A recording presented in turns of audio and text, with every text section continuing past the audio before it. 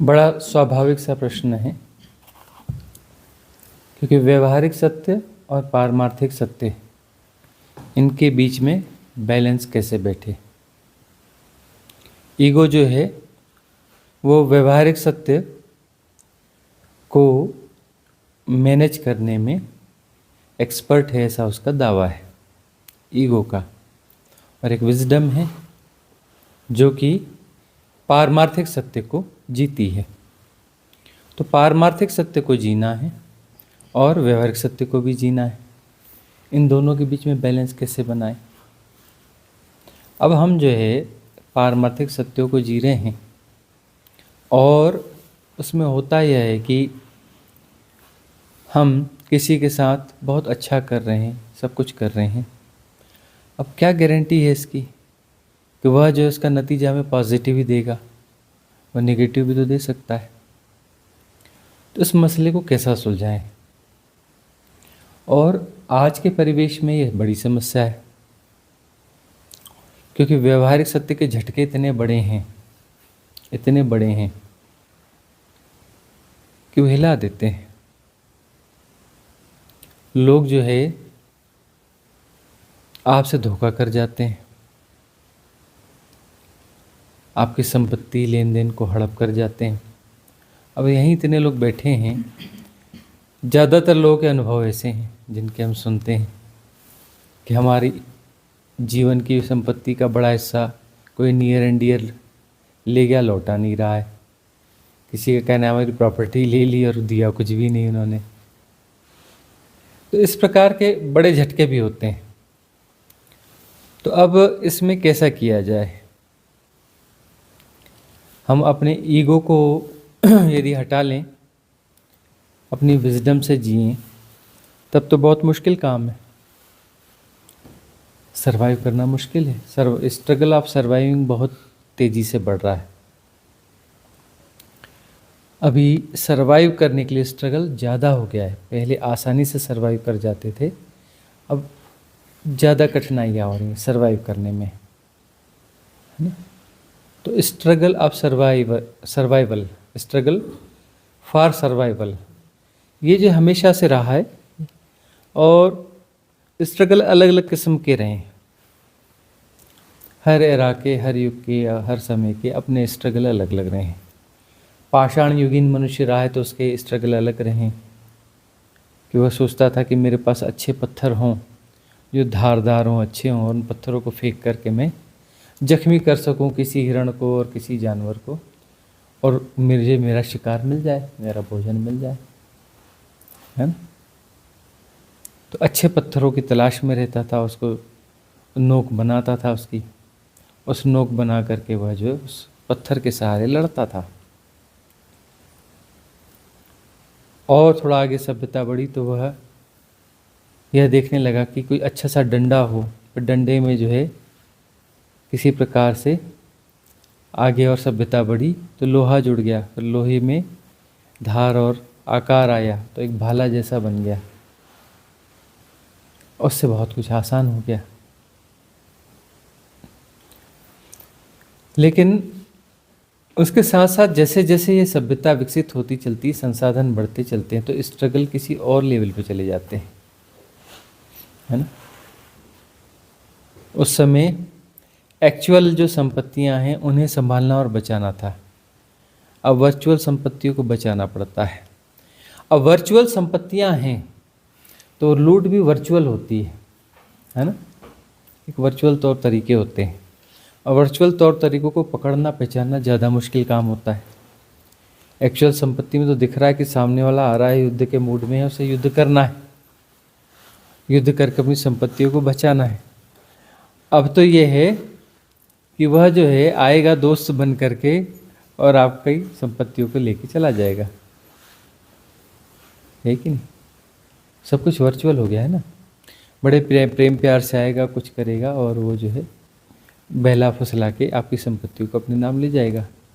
आपको क्या करने, कुछ बटन दबाने, आपने कुछ बटन दबाया और संपत्तियाँ उसके पास पहुंच गई, है ना।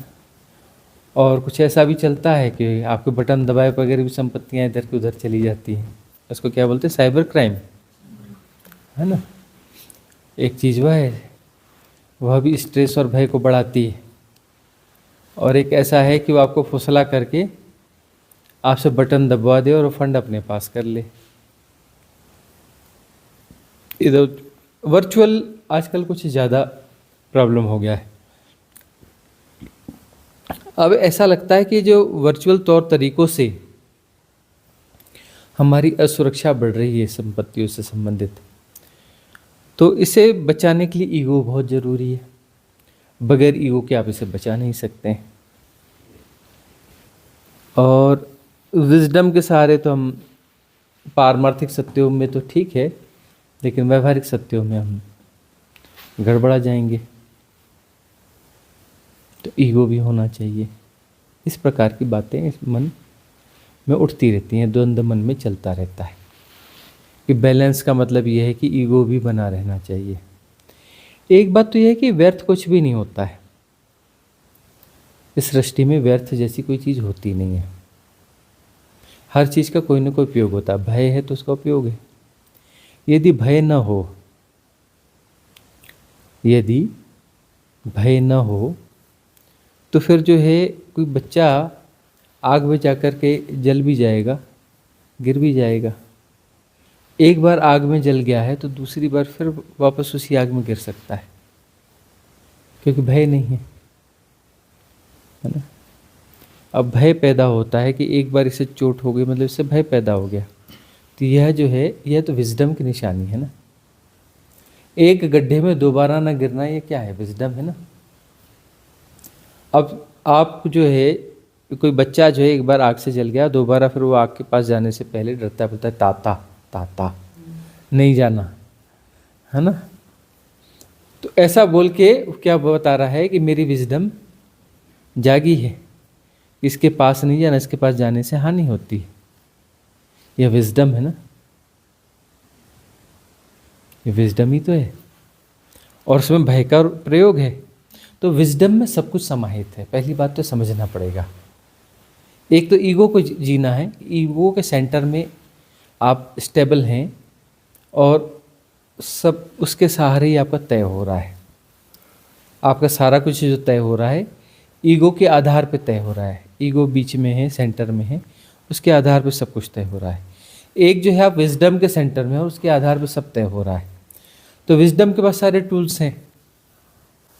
उन टूल्स में भय भी होगा और लोभ भी होगा, क्रोध भी होगा, है ना, और ईगो भी होगा, अहम भी होगा। हर चीज़ों का उपयोग करके टूल हैं। अब ये है का मतलब क्या? मतलब ये है कोई चीज़ है का मतलब अस्तित्वकृत है ना, उसकी उपयोगिता है तब तो वह चीज़ है ना। अब यह कि उसका मिसयूज होने लगा है। विजडम सेंटर में होनी चाहिए और बाकी सारे उसके टूल होने चाहिए। अब अहंकार यदि सेंटर में आ गया और वह विजडम को एज ए टूल यूज करने लग गया तो मामला गड़बड़ हो जाता है। सिर्फ जो है राइट सेंटर की बात है। तो विजडम यदि सेंटर में आ जाए और बाकी टूल सारे हैं, उसी को कहते हैं अभिनयपूर्वक जीना। अभिनयपूर्वक क्रोध भी होता है।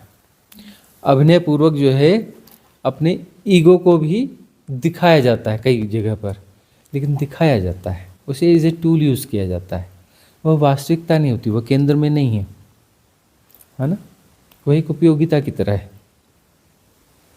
विजडम तो यही है ना कि सारे टूल हैं और सबकी उपयोगिता है, हम समय के हिसाब से उसको उपयोग करते हैं। टूल है कोई, है ना, कोई टूल है, आपके पास कोई हथौड़ा है तो आप हथौड़ा लेके दिन रात चलोगे, हथौड़ा लेके नहाओगे, हथौड़ा लेके सोओगे, हथौड़ा लेके खाना खाओगे, ऐसा होगा क्या? भाई हथौड़े का जब उपयोग है तब हथौड़े का उपयोग करोगे, उसके बाद में खाना खाते समय हथौड़े की जरूरत नहीं है, नहाते समय हथौड़े की जरूरत नहीं है, सोते समय हथौड़े की जरूरत नहीं है। जब हथौड़े की जरूरत नहीं है तो नहीं है, उस समय उसका क्या करना, जब जरूरत है तो उठा लिया और यूज़ कर लिया, ठीक है ना। उसमें जो है ईगो की जरूरत जब पड़ेगी तो ईगो को यूज़ कर लोगे, भय की जरूरत पड़ेगी भय को यूज़ कर लोगे, लोभ की जरूरत पड़ेगी लोभ को यूज़ कर लोगे, है ना। उपयोगिताएं तो हैं, बड़े चित्र हथियार रहते हैं, लेकिन जब जिसकी जरूरत पड़ती है ना उसी की जरूरत पड़ती है, दूसरा उसकी जगह काम नहीं कर पाता। जिस हथियार की जरूरत होती है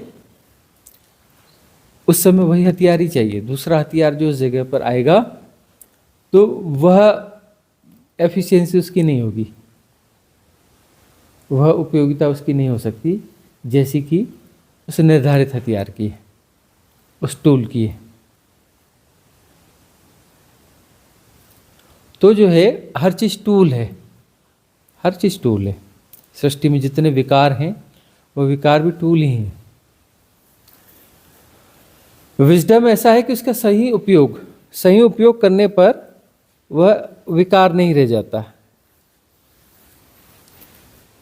है ना।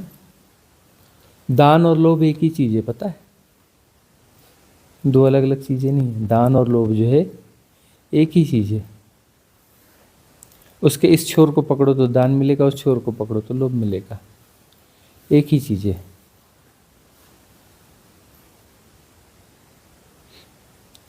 क्रोध और सहानुभूति एक ही चीज़ है। इस छोर से पकड़ो तो ऐसा, उस छोर से पकड़ो तो ऐसा। तो यहाँ पर दो चीज़ें नहीं है। राइट विजडम का मतलब ये है उसके हाथ में जो कुछ पड़ जाएगा वह सम्यक हो जाएगा। विजडम का मतलब यह है। आपको पता है, आप जो दवाएं खाते हो वह पॉइजन है, लेकिन उस पॉइजन का इतनी लिमिटेड मात्रा में उपयोग किया जाता है कि वह दवा हो जाती है, ठीक है ना। आपको पता है अमृत जो है, कोई आदमी को पकड़ो और उसको एक घड़ा भर के अमृत पिला दो तो क्या होगा, वहीं मर जाएगा on spot, then and there मर जाएगा। घड़ा भर के 50 लीटर जो है उसको अमृत पिला दो, वहीं मर जाएगा, अमर नहीं होने वाला है। तो हर चीज़ की मात्रा, एक संतुलन। विकार का अर्थ है कि वह चीज़ तो हर चीज़ सही है लेकिन उसका संतुलन बिगड़ गया है, उसका संतुलन बिगड़ गया, उसमें दुराग्रह शामिल हो गया है। जितनी चीज़ चाहिए थी, जहाँ थमना था वहाँ थमे नहीं, उसको प्रेस्टराइज करके और आगे खींच के ले गए, उसको प्रेस्टराइज करके आगे खींच के ले गए, तो विकार हो गया। भगवान बुद्ध के पास सब लोग बैठे थे तो एक भिक्षु ने पूछा, भंते विष क्या है, जहर क्या है।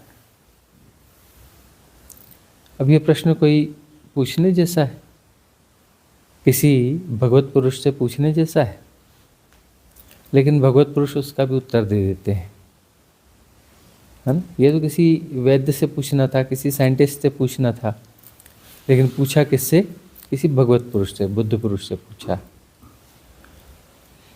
तो उन्होंने जवाब दिया, भिक्षु जो भी जरूरत से ज़्यादा है, अतिशय है, वह विष है। जो जरूरत से ज़्यादा है वह विष है, मतलब जो अपने सम्यकत्व को खो चुका वह विष हो गया, जहाँ पर बैलेंस नहीं बचा। इसी को जो है एक सूत्र वाक्य में कहा जाता है, अति सर्वर्थ वर्जेत। अति हर जगह पर मना है,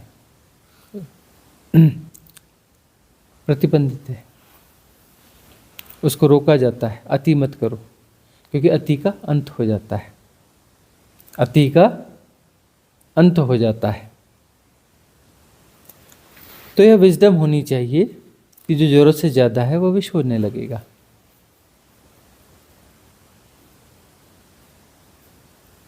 यही विजडम चाहिए। यह विजडम है तो क्रोध जो है करुणा बन जाएगा, सहानुभूति बन जाएगा, है ना। लोभ जो है दान बन जाएगा। सिर्फ सम्यक संतुलन की बात है ना। रॉन्ग स्ट्रेचिंग हो गई ना, राइट रॉन्ग डायमेंशन में स्ट्रेचिंग हो गई, उस स्ट्रेचिंग से जो है प्रॉब्लम क्रिएट हो गया। तो विजडम केंद्र में होनी चाहिए।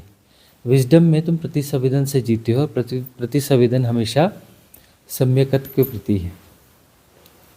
अब कोई व्यक्ति है, उस समय तुम्हारे साथ कुछ गड़बड़ कर रहा है तो अब तुम किताब खोलते हो, ये व्यक्ति मेरे साथ ऐसा कर रहा है, किताब में क्या लिखा है, मुझे क्या करना चाहिए। किताब तुम्हारे अंदर भर पड़ी हुई है, सबकॉन्शियस माइंड है ना, ऐसी किताबों का जोड़ है, बहुत बड़ी लाइब्रेरी है, उसे तुम ढो रहे हो जन्मों जन्मों से, है ना।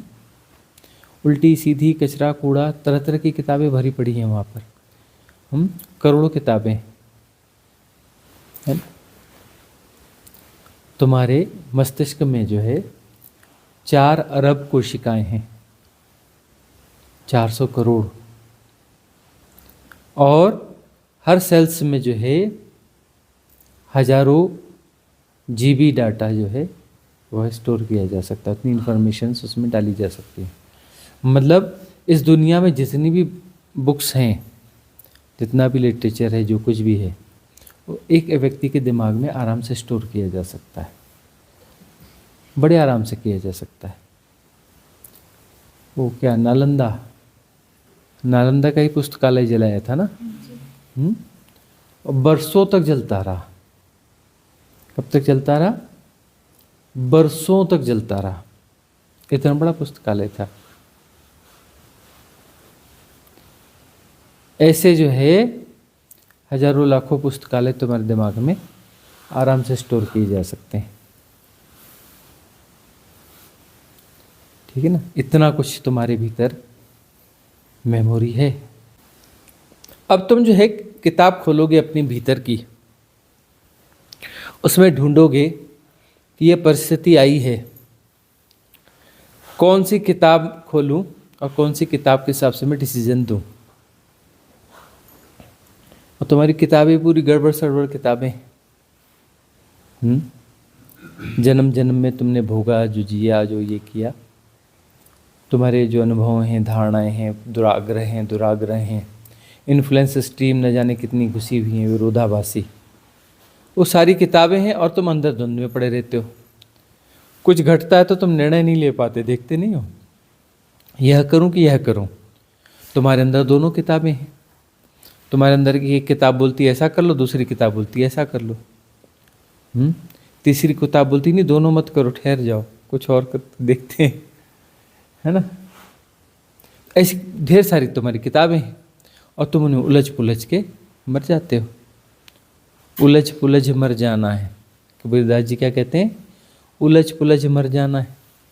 इतनी किताबें तुम ढोगे तो उलझ पुलझ के मरोगे ना, इतनी किताबें तुम ढो के चल रहे हो, किताबों से ढूंढते हो, है ना।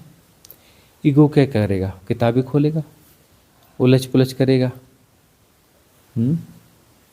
और वह जो कुछ भी करेगा आधे मन से करेगा, क्योंकि दूसरी किताब बीच अंदर से आवाज़ देती रहेगी। कर तो जाते हो, लेकिन अंदर से आता है शायद ऐसा करता तो ज़्यादा अच्छा था, है ना। तो दूसरी किताब अंदर से आवाज़ देती रहेगी, तीसरी किताब अंदर से आवाज़ देती रहेगी। तुम्हारे पास पूरा कूड़ा कबाड़ा भरा पड़ा है, पूरा गार्बेज ही गार्बेज है। अब जो है विजडम से यदि जी रहे हो तो विजडम से जो प्रतिसंवेदन होगा, है ना।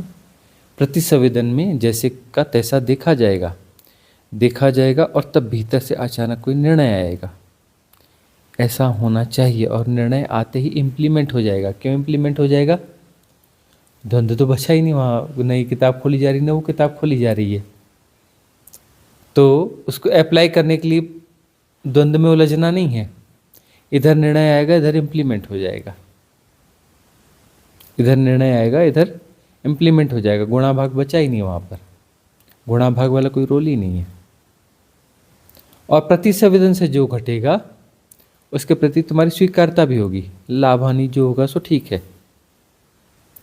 और जो भी हो गया वह राइट लेसन है हमारे लिए। हमने अपनी पूर्णता लगा दी, जो होना है सो होगा। कर्म किए जा, फल की इच्छा मत कर, कर्म हो जाएगा, करना नहीं, कर्म हो जाएगा, और फल की इच्छा है नहीं, जो होगा सो स्वीकार है। ये प्रतिसंवेदन से जीना होगा। प्रतिसंवेदन से जियोगे तभी तो फल की इच्छा नहीं करोगे ना। यदि अहंकार से करोगे, कर्ता भाव से कुछ भी करोगे, तो वहां पर जो है फल की इच्छा होगी। फल की इच्छा तो उसमें समाहित है ना।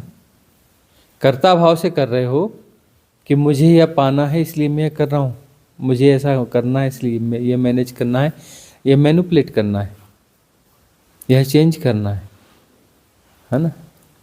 पूरा गुणा भाग है कि इससे ऐसा होगा इसलिए मैं ऐसा कर रहा हूँ।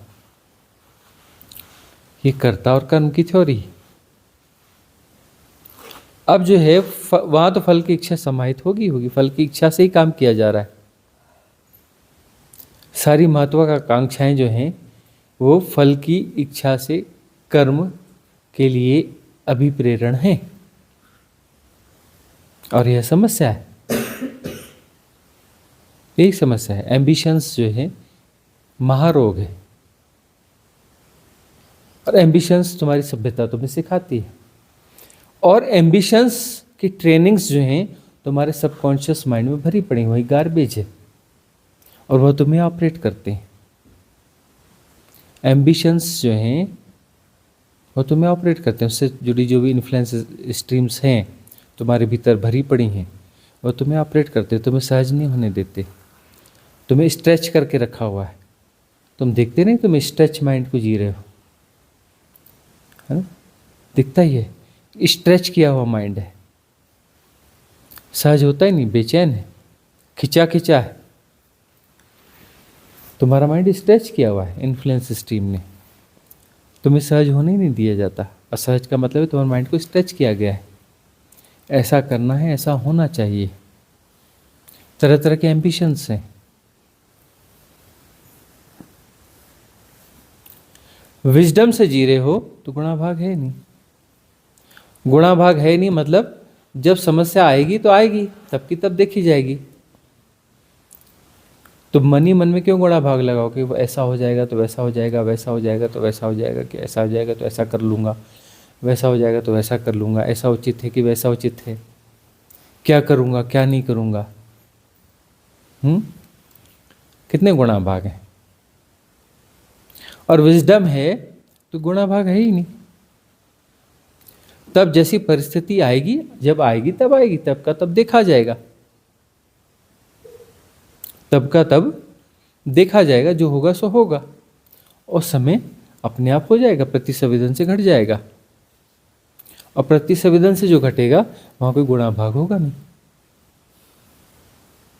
जो घट गया सो ठीक है, और जो लेसन मिलेगा वह लेसन हमारे लिए रूपांतरकारी होगा, वह हमारे जीवन में ट्रांसफॉर्मेशन लेके आएगा।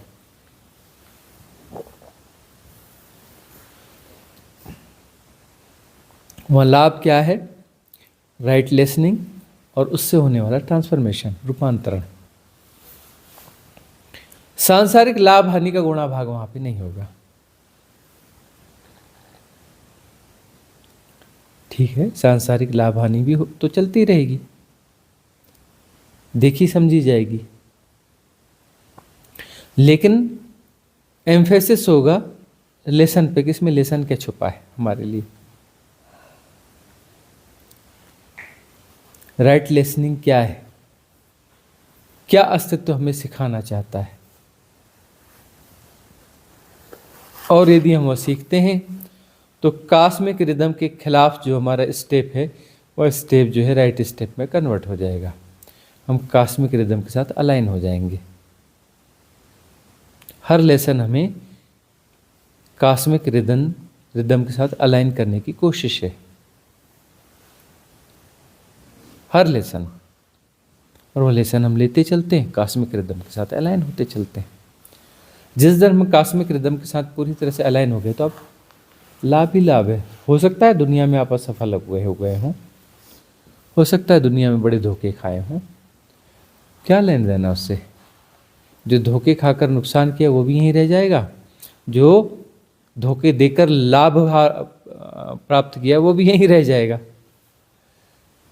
सारे गुणा भाग जो यहीं रह जाएंगे। लेकिन जो है असली लाभ क्या है? असली लाभ है कि जो भी हुआ उससे जो लेसन हमें अस्तित्व देना चाहता था वो लेसन हमने लिया कि नहीं लिया।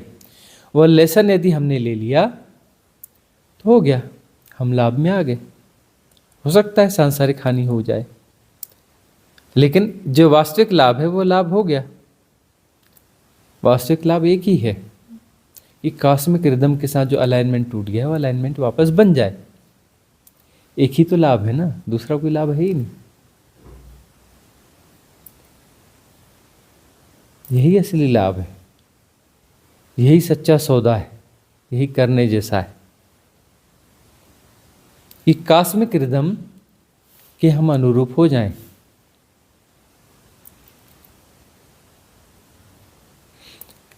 जो नृत्य में हमारी विरूपताएं हैं वह विरूपताएं विसर्जित हो जाएं, हमारे वह आग्रह दुराग्रह जो है विसर्जित हो जाएं, और उस कॉस्मिक रिदम को हम पहचान सकें, उस कॉस्मिक नृत्य को हम पहचान सकें और उसके साथ हम अलाइन हो सकें। धोखा तुम्हें बताएगा कि तुम जो है गलत जगह पर अपेक्षाएं पाल रहे हो। धोखा किसे मिल रहा है? जो अपेक्षा पालता है उसे धोखा मिलता है। अपेक्षा के अनुरूप ही तो धोखा मिलेगा ना। तुम एक्सपेक्ट कर रहे हो ना किसी से और उसने एक्सपेक्टेशन पूरी नहीं करी। अब तुम किसी से एक्सपेक्टेशन कर ही नहीं रहे हो, तुमने किसी की मदद करी और एक्सपेक्टेशन तुम्हारा है ही नहीं। तुमने उसे इकोनॉमिकल जो देना है वह भी दिया और एक्सपेक्टेशन कुछ नहीं है, और उसने जो है गड़बड़ कर दी, ठीक है ना, उसने गड़बड़ कर दी। तुम्हारा एक्सपेक्टेशन ही नहीं है तो तुम्हें क्या उसमें दिक्कत होगी? तुम्हें सिर्फ लेसन मिल जाएगा कि ऐसा है, इट इज सो, ऐसा होता है, इट इज सो। और जो है वह लेसन तुम्हारी कॉस्मिक रिदम बनाने में सहयोग करेगा। और नहीं, तुम्हारी अपेक्षा है कि इस व्यक्ति से मुझे यह मिलेगा और वह नहीं मिला, तुम परेशान होते रहोगे कि मुझे क्यों नहीं मिला, मिलना चाहिए। संबंधों में भी होता है, इस व्यक्ति से मुझे प्रेम मिलना चाहिए था, इस व्यक्ति ने मुझे प्रेम देने के लिए कहा था, अब प्रेम नहीं दे रहा है। नहीं दे रहा है तो हम रोएंगे गाएंगे, परेशान हो जाएंगे। और उसने कहा था तो ठीक है, उस कहने में कुछ प्रेम मिल गया था, है ना, और बाद में जो है बात बदल गई। वह जो प्रेम है, इस प्रकार का जो प्रेम है, वो जब होता है तब होता है, नहीं होता है तो नहीं होता है। ऐसा थोड़ी नहीं कि प्रेम इस प्रकार का हो गया तो हमेशा जिंदगी भर बना रहेगा। तुम अपने आप को तो झांक के देखो, अपने आप को तो देखो। तुमने अपने जीवन में कई लोगों से कहा होगा मुझे तुमसे बड़ा प्रेम है, और बाद में तुम मन ही मन उसे कोसते हो, गालियां देते हो। तुम अपने आप को तो झांक के देखो, दूसरों के ऊपर उंगलियां उठाते हो, अपने भीतर झांक के देखो, तुमने जिन जीवन में कितने कर्म किए हैं, छोटे बड़े कितने किए हैं। दूसरों के दोष तो दिखते हैं, खुद का नहीं दिखता। जब भी ऐसी घटना घटे ना, तो अपने पूरे जीवन को झांक के देख लेना, ऐसे कर्म या ऐसे मिलते जुलते कर्म तुमने कितने किए हैं। दूसरा गलत है ये दिखता है, खुद गलत है ये नहीं दिखता। तुमने बुरे कर्म किए हैं, अब तुम्हारे साथ हो रहा है तो तुम्हें दुख हो रहा है।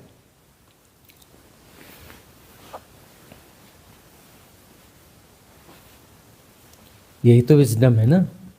और क्या विजडम है? लगातार तुम्हें लेसन्स दिए जा रहे हैं और तुम हो कि कुछ सीखने की तैयारी ही ना हो, होते ही नहीं तुम तैयार।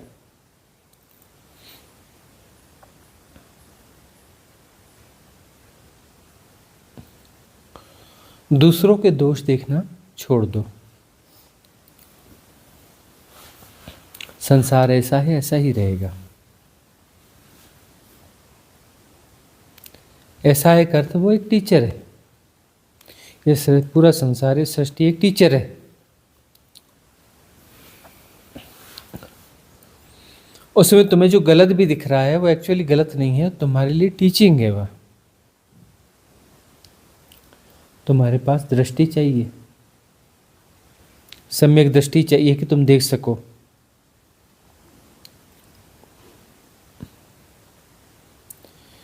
कि तुम्हारे लिए रोज टीचिंग्स अवेलेबल हैं, रोज लेसन्स अवेलेबल हैं।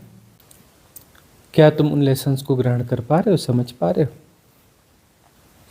उसको समझने के लिए तुम्हें ठहरना पड़ेगा। क्योंकि ठहर के ही कोई चीज समझी जा सकती है, दौड़ते भागते कुछ नहीं समझा जा सकता। यदि रोज तुम्हारे लिए लेसन्स हैं और लेसन्स तुम्हें समझ में नहीं आ रहे हैं, इसका मतलब तुम्हारे भीतर गड़बड़ है, तुम्हारे भीतर दौड़ भाग है, तुम्हारे भीतर बहुत गुणा भाग है, तुम ठहरे हुए नहीं हो। विजडम का मतलब क्या होता है? विजडम का अर्थ होता है तुम ठहरे हुए हो और ठहर करके जो जैसा है उसको जैसा का तैसा जान रहे हो, यह विजडम है। ईगो का मतलब ये है कि तुम दौड़ भाग रहे हो। ईगो जो है महत्वाकांक्षी होता है, उसकी अपनी दौड़ होती है, उसके अपने लक्ष्य होते हैं, और दौड़ भाग रहा है, महत्वाकांक्षाओं के पीछे दौड़ रहा है और उस दौड़ते भागते जो है वह कोई निर्णय ले रहा है। वह सम्यक निर्णय कैसे हो सकता है? वह कोई भी निर्णय वहां लेगा तो अपनी दौड़ के अनुरूप लेगा कि यह मेरा लक्ष्य है, मेरी मंजिल है, इतनी मेरी यात्रा की इतनी बाकी है, इसमें यह बाधा बन रहा है, तो यह गलत है ना? उस रिलेटिविटी में ही तुम्हारे सारे निर्णय होंगे। वो निर्णय जो है स्वस्थ निर्णय नहीं है। एक दौड़ता भागता हुआ व्यक्ति वह कोई निर्णय ले रहा है तो उसके निर्णय स्वस्थ कैसे हो सकते हैं? वह परिस्थितियों को समझ कैसे सकता है? दौड़ता भागता व्यक्ति परिस्थिति वहां क्या चल रहा है उसे कैसे पता चलेगा? कि वास्तविकता क्या है उसे कैसे पता चलेगा? वास्तविकता क्या है उसे जानने के लिए ठहरना तो पड़ेगा ना, कहीं पर ठहरना पड़ेगा कि नहीं ठहरना पड़ेगा? और ठहरे हुए तुम हो नहीं, तो तुम्हें पहले ठहरना सीखना है। जब तुम भीतर ठहर जाते हो, भीतर तुम ठहर जाते हो, सारी दौड़ भाग खत्म हो जाती है, तब तुम्हारे पास होती है wisdom, right wisdom, right intelligence.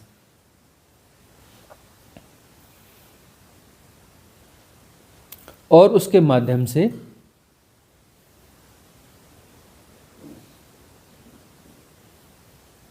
तुम जो जैसा भी जानोगे वो परफेक्ट होगा।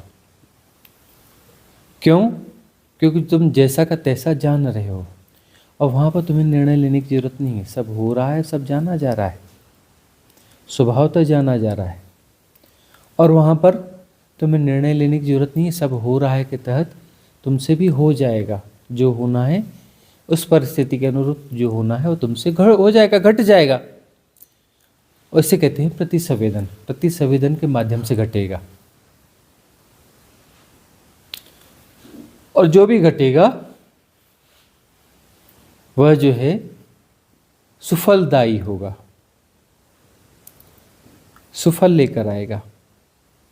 मतलब राइट लिसनिंग हो जाएगी, और वही तो लाभ है, और दूसरा कौन सा लाभ है?